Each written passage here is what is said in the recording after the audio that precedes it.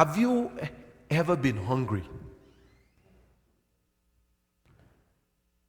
I mean, hungry for something. Come on now. Judging from the billions of dollars that is generated annually from the fast food industry alone, I have to say that we are the eat it now, feel good later generation. Am I right? I mean, have you noticed the number of fast food restaurants all around you where you live? You may not have been going to them a lot lately because of COVID-19, but they're still there when things open up. Let me show you something. This is telling. Let me show you something. Take a look at the size of an hamburger in the 50s. Right there is the size of an hamburger in the 50s. Look at the size of an hamburger now. I did another research as I was doing my research. Give me the next slide. I didn't even know this until I was doing the research, that there's a grand Big Mac. Do you know there's a grand Big Mac, Dickie? I don't think they have grand Big Mac here in Canada, but this is the one I got this morning. Can you guess which one this one is? Yeah, this is double. Who hungry? Now, oh man. No, not now. I'm not going to do that now. But this is the size of hamburger we eat today. Oh, I'm not done yet. I'm not done yet. Give me the next slide. This is the size of Coca-Cola that people drink in the 50s.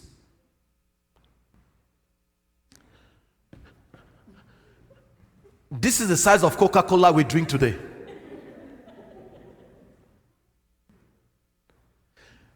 Back in the 50s, that one you just saw cost 5 cents. All right, I'm not going to tell you how much my wife got this one. But I'm going somewhere with this. I'm going somewhere with this because I'm trying to show you something here. Take a look at what people look like, what a couple look like in the 30s. That's how people look like. That's how fathers and mothers look like in the 30s. Take a look at how fathers and mothers look like now, today.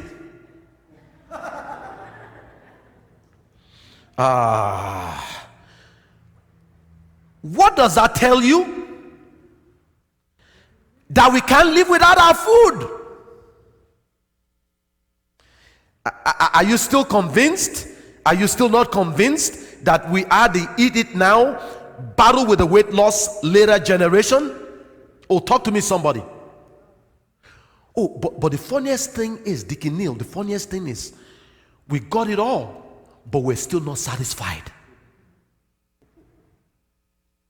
We got it all, but we're still not filled. And my question to you this morning is, how is it that we can have it all and still not be satisfied? How is it that we can have it all and still not get filled? I heard about a little boy who loves pancakes so much that he sometimes makes a glutton of himself over pancakes. And his mother thought she would cure his son from this gluttony, from this addiction to pancakes. So one day she said, Johnny, I'm going to fix you all you can eat pancakes. And Johnny thought that was the best deal he's ever been offered. She said, bring it on, mother. So she got out the grill and began to fix pancakes. And Johnny ate and ate and ate. Finally, she said, Johnny, do you want another pancake? And Johnny, who by this time has eaten his 15th pancakes with his mouth full and his eyes bulging out of his head, answered, oh no, mama, I don't want the ones I've already have. That goes to show you that even in our deepest recesses, there are deep hungers that people are trying to satisfy, that people are trying to fill, but can never be filled. And even when we think we're satisfied, that satisfaction is a dissatisfaction.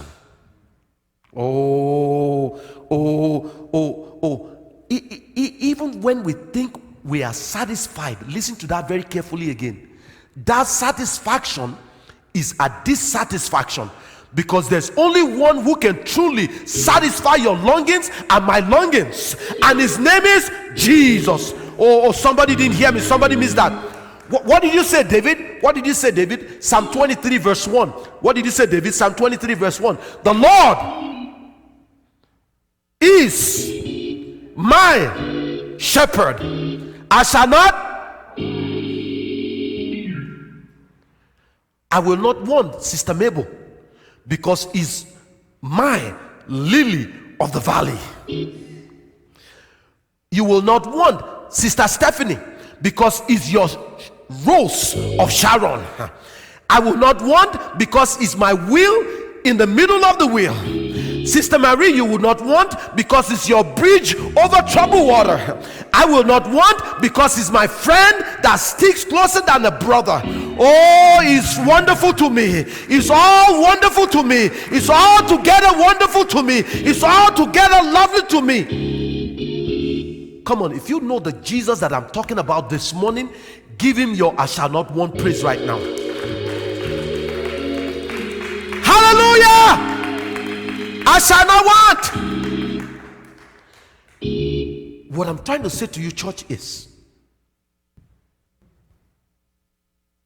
I've been teaching you over this last few weeks that there is a divine secret to a macarious blessing. When you hear Jesus on the Sermon on the Mount proclaim and pronounce all those blessed are, blessed are, blessed are. The word blessed in Matthew chapter 5 is the Greek word makarios. Somebody say makarios. And that is a blessing like no other blessing. What I've been trying to teach you in this series is there's a divine secret to a macarious blessing that can be found in these beatitudes that our Lord Jesus has been teaching us on his Sermon on the Mount. And you've heard me said also that post-COVID-19 is going to make a lot of people more greedier, like Little Johnny. People are going to want more and more and more of what they got. People are going to be looking for blessing all in the wrong places. The quest for blessing is going to escalate more with the projected economy recession. Whenever you hear recession is coming, scammers are going to abound. I'm talking about people who are looking for quick fix, quick money, but don't fall for it. Tell the person here, you don't fall for it. Don't fall for it, because the Bible says to tell you in Proverbs chapter 10 verse 22 that the blessing of the Lord, somebody holler the blessing of the Lord. Ooh, I'm talking about blessing this morning. The blessing of the Lord maketh rich, and he addeth no sorrow with it. Meaning, Deacon Taiwo, there's a type of blessing you don't want in your life. Do you know all blessings are not blessings? If the Bible says in Proverbs 10:22 that there's a blessing that comes with sorrow, Adam, that's a blessing you don't want. Like a blessing that will make your eyes bulge out in your head in pain, like Little Johnny. a blessing that is more than you can chew, that would cause you to eventually lose everything you got. One of the things that I learned in my early years as a married man, bringing up little children, young kids, is to be careful when I'm asking God to bless me.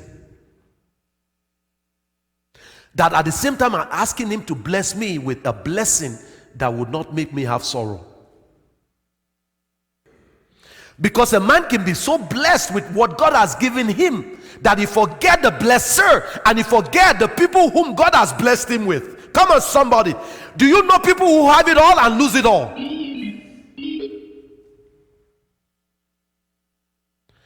So that I've been teaching you that if you want to get blessed God's way and stay blessed, even in a post-COVID-19 recession, then you need to pay attention to these 8 beatitudes Jesus has been teaching us here in Matthew chapter 5. Are you following what I'm saying? And so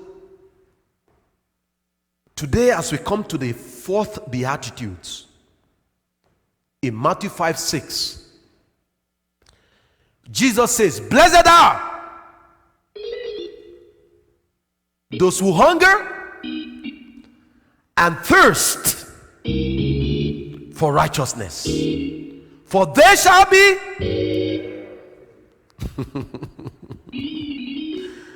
Good Lord.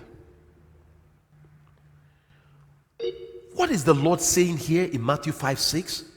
Because this beatitude is just as paradoxical as the other 3 beatitudes we've seen so far.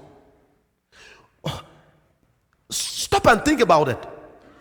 How can you be hungry and thirsty and still be filled all at the same time? Somebody missed that.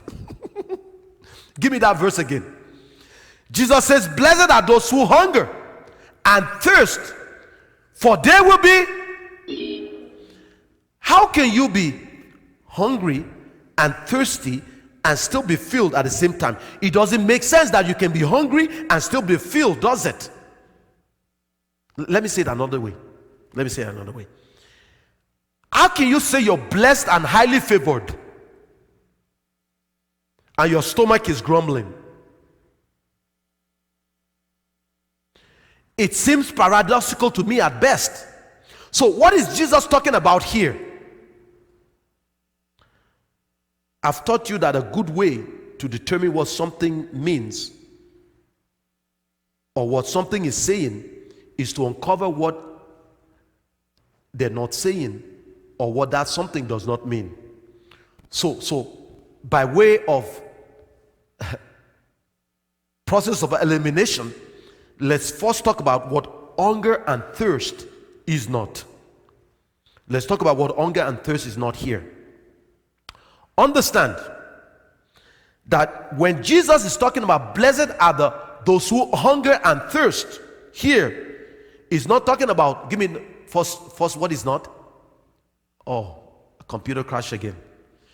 It's not talking about a big mark attack. When he said blessed are those who are hungry and thirsty, hey, Michael is not talking about big mark attack. Jesus wasn't originally talking to people like you, well-fed Canadians. He wasn't talking to people who don't know what it means to be hungry. Because for a starter, we in North America don't know what it means to be hungry. We don't. We really don't. Our idea of hungry is, I normally eat at 12 o'clock. It's now 12:30. I'm starving. No, you're not. Have you ever heard your children come home from school and say to you, "I'm starving, Mom. I'm starving." And the next statement that always follow that is, "And there's nothing in the house to..." Is that how your kids are too? Oh. But don't you mind that the cupboards and the refrigerators, notice I said refrigerators, not one refrigerator in the house, but refrigerators, and you know why. But never mind that the storehouse is full, but they're still saying, I'm starving and there's nothing to eat in this. That's not starving. That's a Big Mac attack.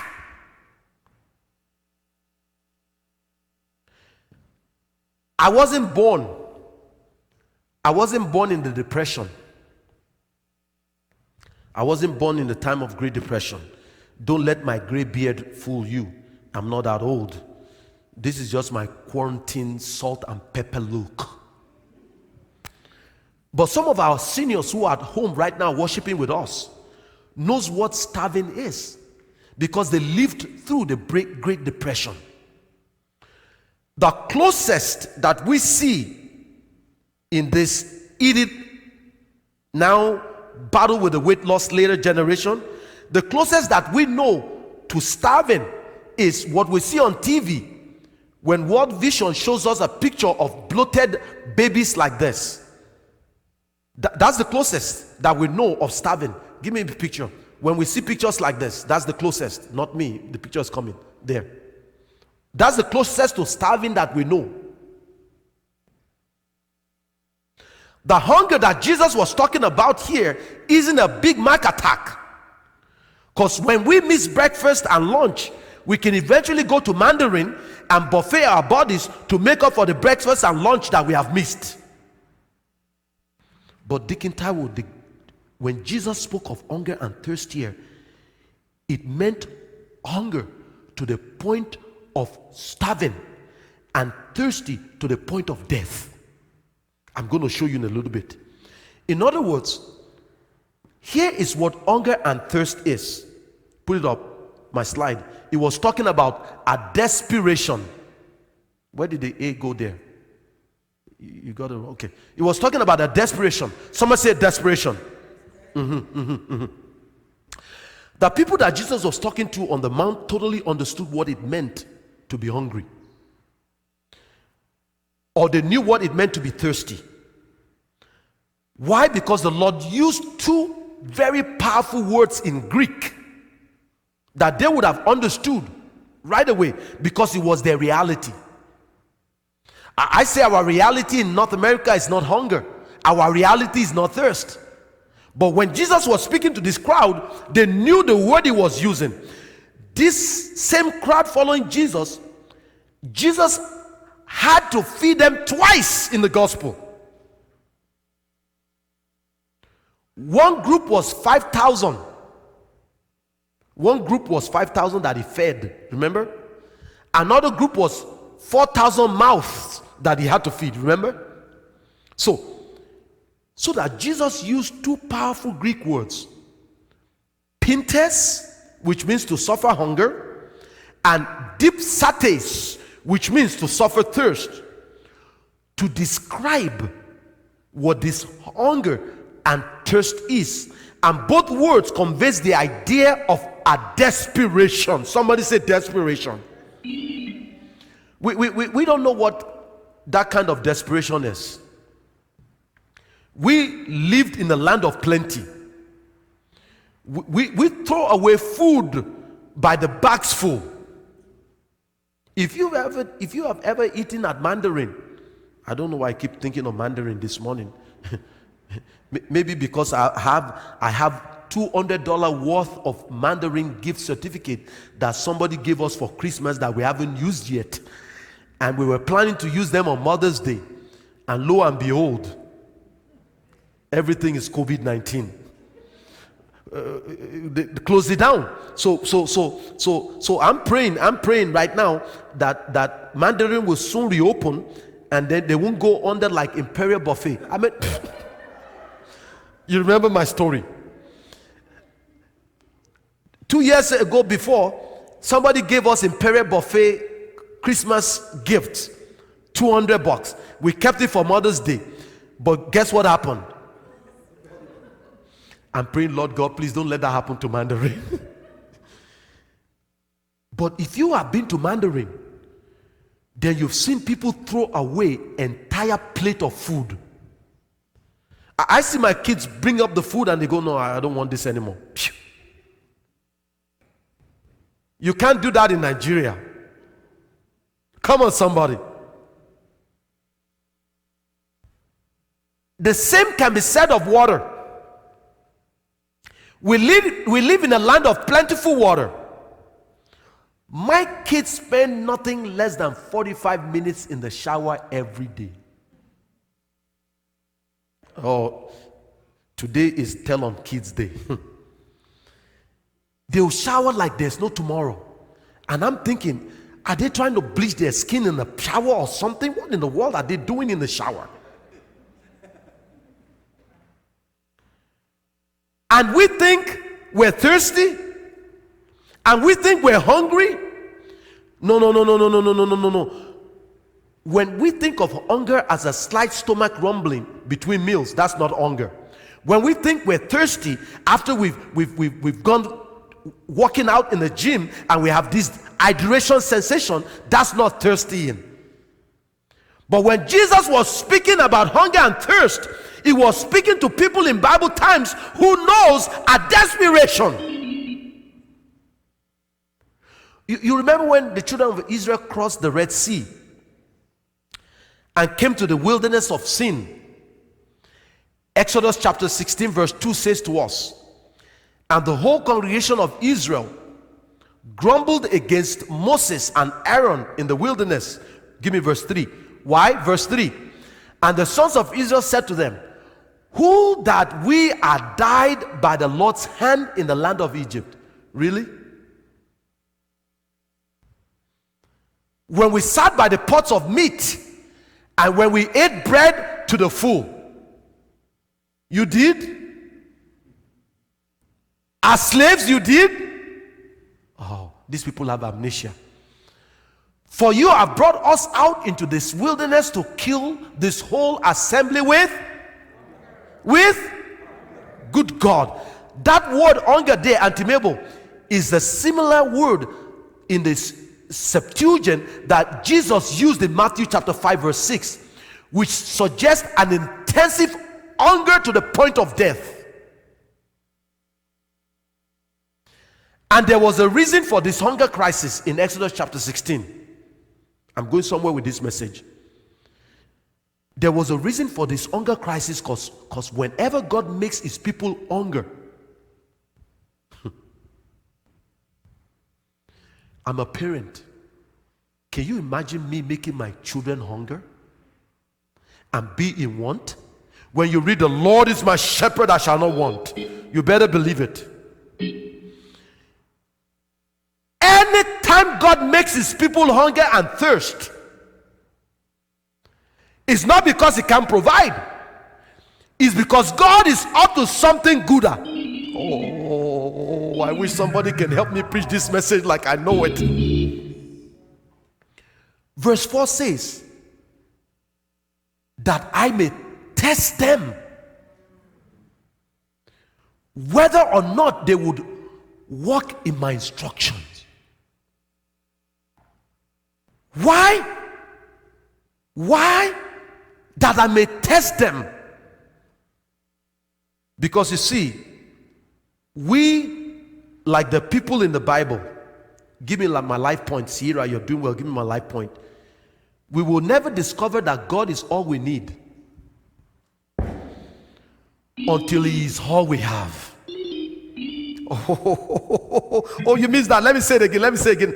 I say, when you think you can still be satisfied with the cucumbers and the leeks and the garlics of the world, then you will never find out quickly in the wilderness that God is all you need until he is all that you have.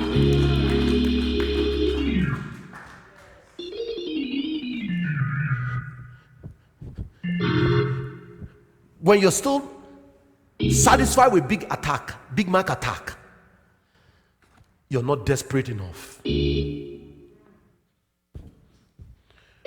When God brought the Israelites to the wilderness in Exodus 16, and when Jesus sat on the mount talking, in Matthew chapter 5 verse 6.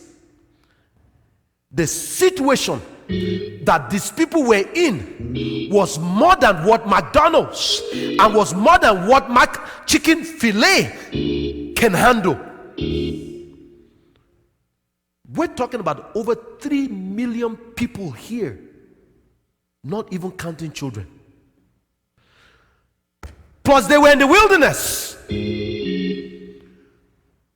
What can you buy in the wilderness?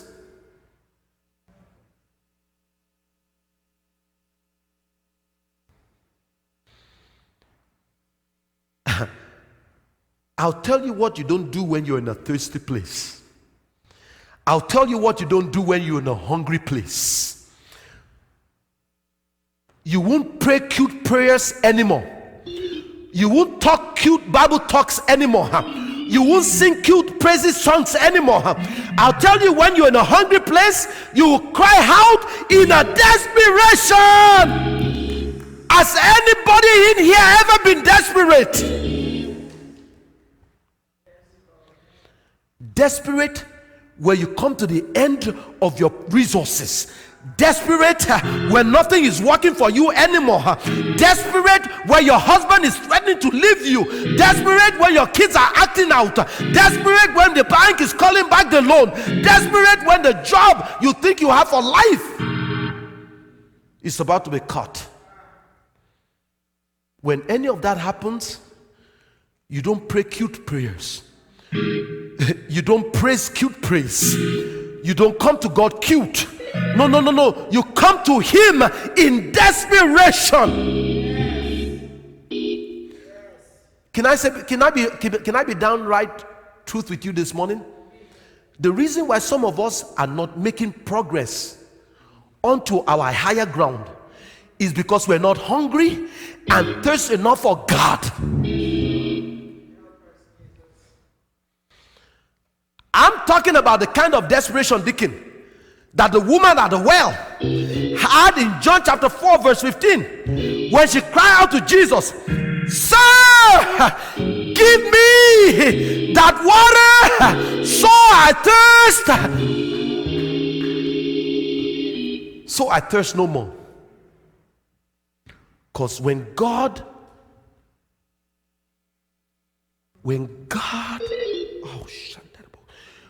allows a crisis to come into your life and into my life, it's only to make us hungry.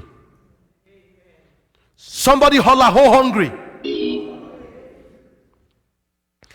Are there any hungry people in this house this morning or on the Facebook?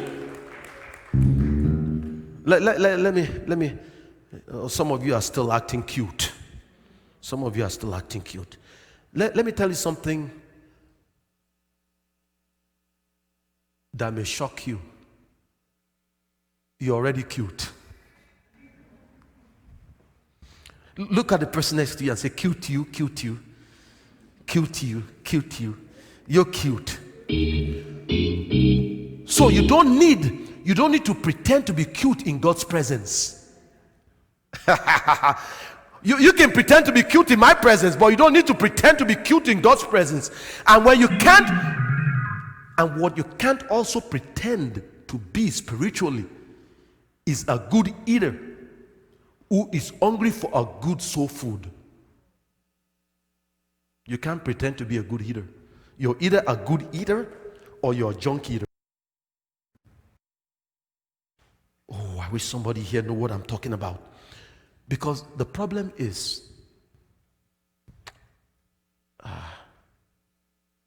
why is it, my brothers and my sisters, that when God brings things into our lives and allow things into our lives like COVID-19 to make us hungry for more of Him? I think that's one of the things that God used this COVID-19 to do for us, to make us hungry for more of Him. Why is it that when God brings situations to test us, we still want the cucumbers and the melons and the leeks and the onions and the garlics we're used to eat in Egypt? Oh, never mind that we've been saved by the blood and we've been called out of Egypt. But when we get to the wilderness of sin, we still crave. We still crave for the old menu. Oh, you're not going to talk back to me. You're going to talk back to me. Let me go to folks on this side here looking at me like I'm from Mars. Let me go to these sides here. These people here they look like they're down to earth with me. Have you ever been desperate?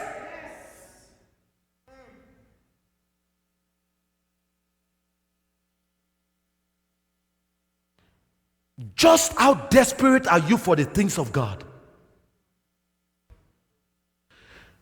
You know, when you first came to Christ, how you just and thirsting for Him, and the more you tasted of Jesus, the more you find Him to be good, more and more. Because every day with Jesus is sweeter than, and the more you taste of Him, the more you want of Him. And no one has to beg you to come to a men's Bible study or to a ladies' Bible study, because no one has to beg a hungry man or a hungry woman for food.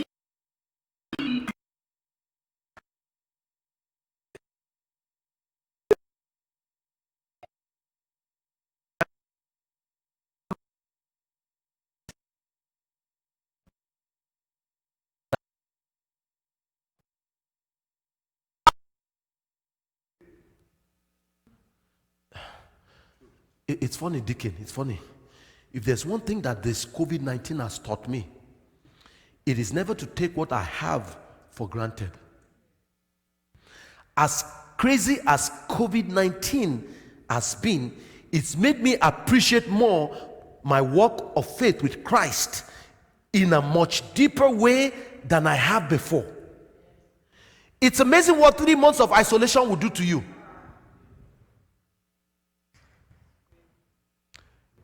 It makes us consider those things that we think are important as really not important.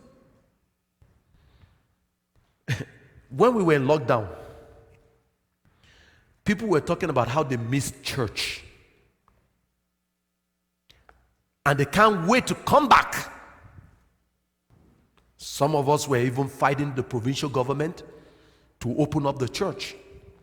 You know, I signed a letter to our premier, what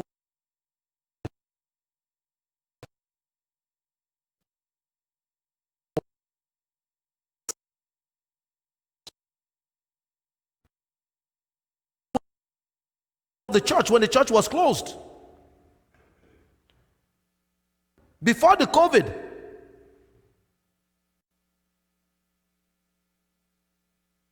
We call any time before the COVID now BC, before COVID, and after COVID, BC.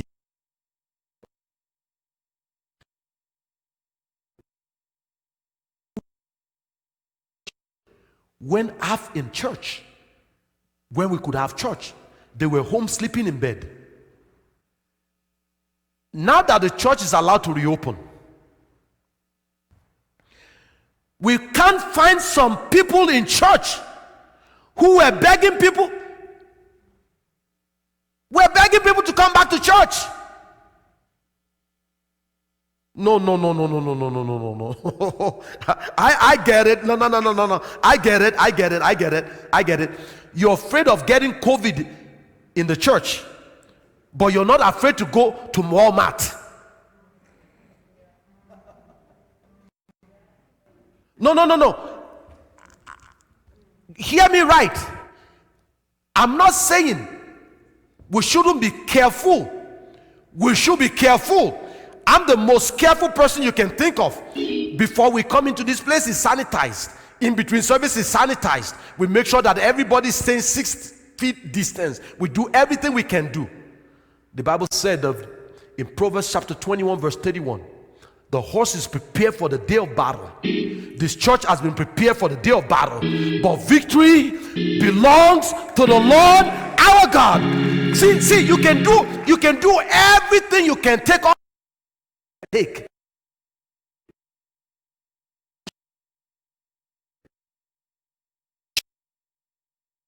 Shadow of the Almighty God. Hey, we have been washed in the fountain, cleansed by His blood.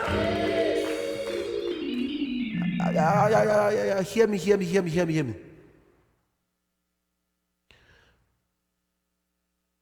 We cannot be.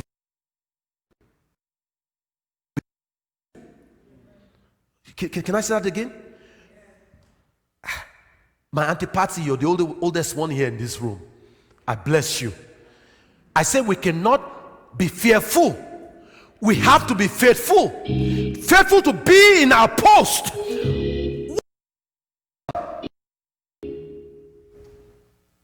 You know what I've been thinking? Jesus said, when I come, when the Son of Man come, would I still find faith? People of God in you.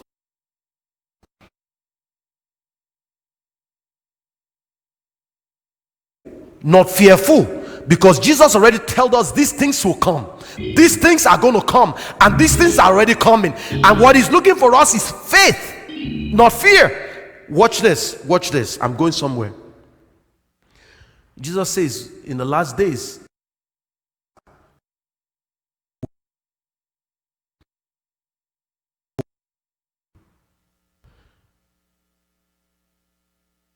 I'm just encouraging you.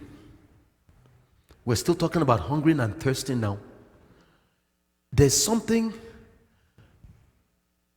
that the enemy is going to use to bring coldness to people's heart as a result of this COVID. 3 months is enough for us to be complacent. 3 months is enough for us to worship at home. But I'm telling you, I'm not talking about our seniors. I'm not talking about our young families with kids. But you who are able and are still home, oh, I'm just going to worship the Lord at home. Careful. I'm your pastor. I'm telling you, be careful that complacency don't set in. That cold heart that the Bible is talking about. But Satan can use anything to make our love grow cold. Don't make your love grow cold. Don't make your love grow cold.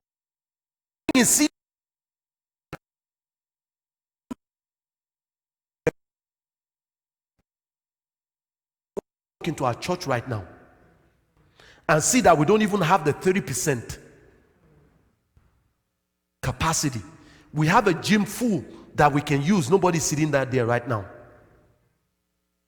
You'll be shocked that the church is so hypocritical. We're fighting to open the church and nobody's coming.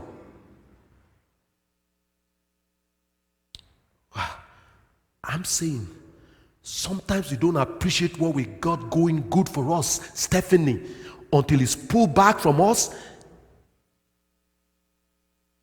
Then we have a deeper appreciation. But don't wait till it's pulled back from you. You say you're hungry? You say you're hungry? No one has to beg a hungry man or a hungry woman to eat. I don't know if your mama was like my mama growing up. But my mother used to say when she cooks things that I don't particularly like, she'll say to me, when you get hungry enough, son. Anybody hear mama like that? Anybody had the mama like that? Your mama is not like that. She's such a good mama. My mama is good too, but my mama is... She'll say, when you're hungry enough, Sonny. And when she says Sonny, I'm not Sonny. When you get hungry enough, Sonny,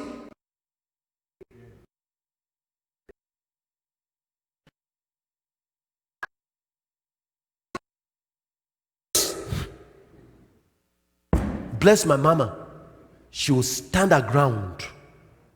Why? Because she knows, give me the lifeline. You're doing well. Give me the life point, the lifeline this time. Give me the lifeline for this part. Hungry people, when they really get hungry, are going to find real food.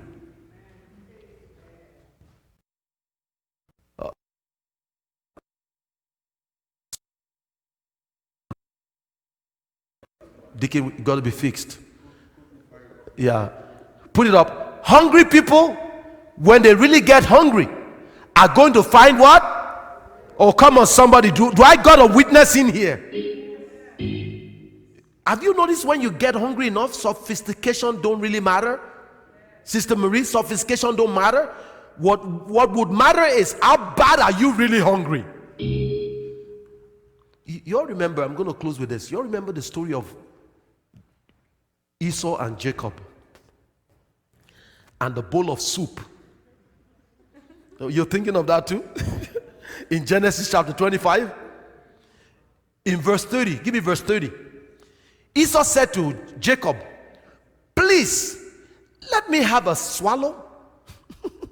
They have a word there. Let me have a swallow of that red stuff, for I am famished. That word famished there means, Auntie Mabel, he was hungry to the point of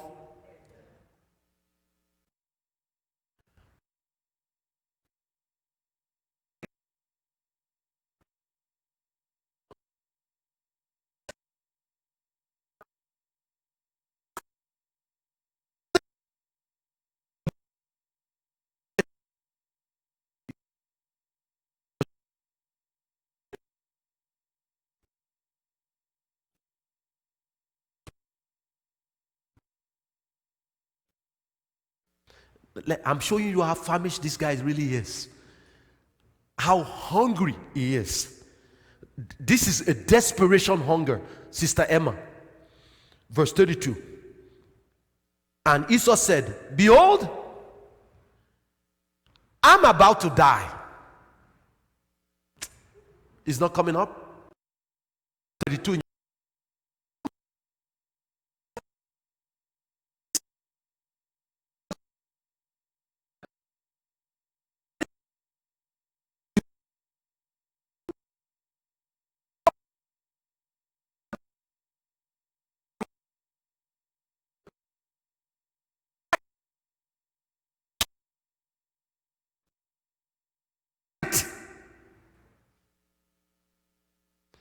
He said, for I'm about to die.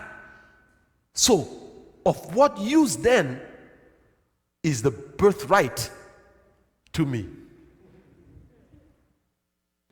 In other words, take my birthright if you want. Just give me of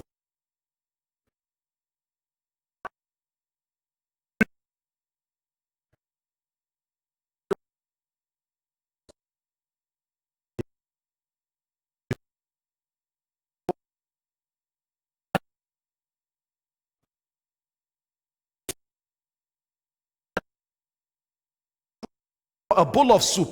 You know how precious a birthright is back in those days. Huge.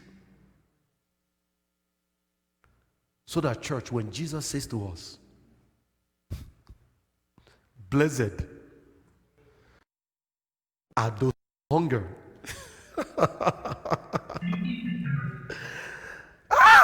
I took you all there so you can understand what Jesus is saying here when he said, blessed are those who hunger and thirst.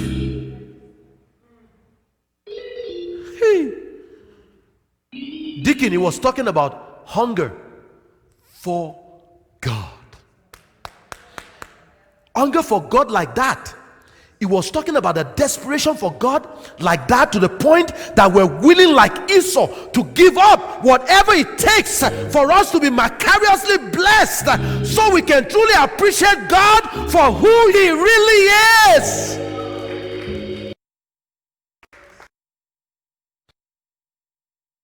Not to the cucumbers and melons and the leeks, then we don't appreciate God for who he is. He said, blessed are.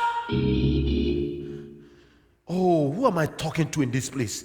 Because you will never discover that God is all we need until we know that he is all we have. You'll never know that Jesus is all the world to you, your life, your joy, your all, you will never know that when you're sad, He is your comforter. You will never know that when you are in the courtroom, He is your lawyer. You will never know that when you are in the hospital room, He is your doctor. You will never know that when you are in the crossroad, He is your way maker. But somebody who knows Him to be your all in all, somebody who knows Him to be your comforter, somebody who knows Him to be your lawyer, somebody who knows Him to be your doctor, somebody who knows Him to be your waymaker. Go ahead and give the Father a shout of praise right now. My all in all, my all in all, my all in all. Whee. Oh, all that is good. All that is good. All that is good. All that is good. But I still haven't told you yet what's on Jesus' menu. Jesus said, blessed are those who hunger and thirst. But I haven't told you yet what is on Jesus' menu. So, what's on Jesus' menu? Can you get on there? It's totally shut down. Write that down. What's on Jesus' menu? What's on this Jesus menu? In Matthew 5:6. For those who desire to be vicariously blessed. What's on that menu? Oh, this is good. But sorry, my time is up. You're going to have to come back next Sunday to find out. To find out what's on Jesus' menu. Oh yes. I'm not worried. I'm not worried that you won't come back. Because if you're hungry enough, ask your neighbor one more time, who hungry? Yeah. So see you next Sunday. Stand up on your feet, worship team.